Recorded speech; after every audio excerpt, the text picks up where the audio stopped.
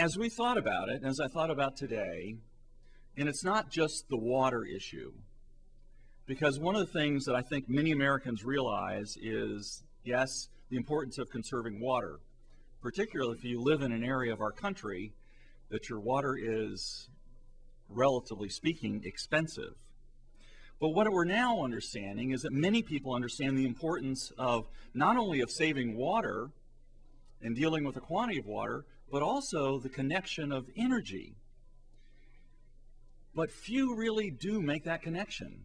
They think water just comes through the tap and it's free, or relatively free, and there's no cost associated with that. Certainly there's no energy connection. But the fact is, delivering water to our homes requires a great deal of energy. In fact, approximately 4% of our nation's electricity consumption is used moving or treating water and wastewater. We also use energy obviously when we heat our water for our bathing, cooking, or even cleaning the dishes. So improving water efficiency is one of the most effective ways that communities can manage their water supplies as well as their energy supplies. So while we encourage people to use water and energy more efficiently, we are simultaneously looking into emerging technologies that may help reduce greenhouse gas emissions. Last month, under the Safe Drinking Water Act, we proposed some new federal requirements for a process program called geologic sequestration. This rule paves the way for technology that both protects public health and also helps reduce the effects of climate change through scientific innovation. For those not aware, geologic sequestration is a part of a portfolio of technical approaches under consideration to help reduce greenhouse gas emissions to the atmosphere. It consists of the process of injecting carbon dioxide that has been captured from an industrial or energy-related source into deep subsurface rock formations for long-term storage. With proper site selection and management, we believe at EPA that geologic sequestration could play a major role in reducing emissions of CO2 to the atmosphere, while at the same time making sure that our water supplies are protected and safe.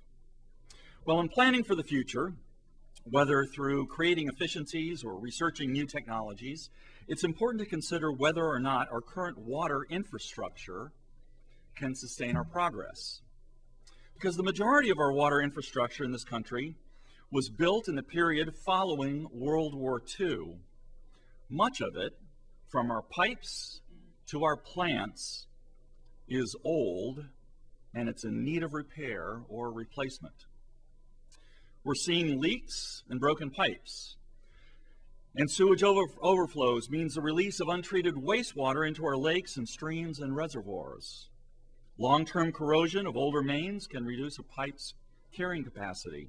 And the reduction in carrying capacity requires increased investments in power and pumping. EPA believes utilities are in a position to maintain and improve their infrastructure while reducing their operating costs. Again, another way we're doing business differently. The Seattle Public Utilities, or SPU as it's known, is a good example of this. They made a commitment in 1998 to address their utility in a sustainable manner. SPU implemented a progressive water rate schedule and structure with conservation pricing and developed an innovative water efficiency program which features incentives for the purchase of water-efficient products. These activities have allowed the utility to reduce the overall water demand by more than 20% since 1998. The SPU has also used asset management techniques to reduce their FY 2004 capital budget by 13% and its operating budget by 7%. EPA is taking this type of commitment to a national level.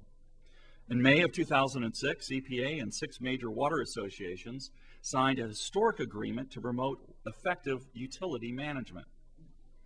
Last year, we released a report based upon insights from a diverse group of utility managers and other stakeholders. It described the 10 attributes of effectively managed utilities. and underline keys to management success. I consider this report to be one of EPA's greatest accomplishments under our Sustainable Water Infrastructure Initiative. And if you've not taken a look at it, I would urge you to. It really is full of very helpful and useful and practical information.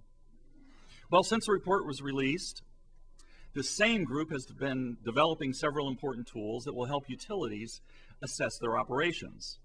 The first is the Effective Utility Management Primer, which enables utilities to identify which of the 10 attributes they should focus on first. That was one of the questions we have. Which one of these should we focus our attention? Where should we put our attention? Well, this helps you think through that process. Well, the second tool released was a series of suggested utility performance measures, which allows utilities to establish a performance baseline and to begin to measure their progress. If you don't know where you're at, if you don't know what your baseline of activity is, if you don't know whether you're making a change is an improvement or makes it worse. So it's important to establish that. And the third was an electronic resource toolbox that utilities are able to access online. Well, as I have toured the country and talked with professionals in the building industry, and as well as community leaders, as well as congressional members, it's clear to me that there is a wave, and it's a green wave. And the green wave is focusing on green infrastructure practices. And that is another way we can reduce the burdens on our infrastructure and simultaneously achieve numerous other benefits. These are strategies for managing stormwater where it falls, rather than piping it away through gray infrastructure. They include approaches such as installing green roofs, permeable pavement, and roadside swales for infiltration. Right here in Chicago, Chicago City Hall is a fine example of putting this green infrastructure into practice. The Rooftop Garden Pilot Project, which was launched in 2001 by the Urban Heat Island Initiative with EPA and Chicago's Department of Environment, was part of an extensive green roof program that led to the installation of more than 80 green roofs throughout the city. And by capturing and reusing stormwater, we can reduce the volume of runoff entering the sewer systems, and then ultimately our lakes and streams and reservoirs. In addition to managing rainfall, green infrastructure approaches can also filter air pollutants, reduce energy demands, and mitigate the effects of urban heat islands. Last April, EPA and 4 national groups signed an agreement to promote green infrastructure as an environmentally preferable approach to stormwater management. This agreement was accompanied by additional statement of support for green infrastructure and has now been signed by over 60 national groups. We're encouraging all of you, all of us, to think about and use green infrastructure because it can be a prominent way of dealing with combined and separate sewer overflow plans. This past spring, we released a report called Reducing Stormwater Costs Through Low-Impact Development Strategies and Practices. It illustrates how 17 communities use innovative green infrastructure practices, such as grassy swales, rain barrels, small urban wetlands, to capture polluted stormwater runoff. What this means from an environmental standpoint is outstanding, but what it means from an economic standpoint is that there was capital savings in most of these communities range from 15% to 80%. So if you want to get somebody's attention, you can talk about the environmental, but when you start talking about the economic benefits, you get their attention.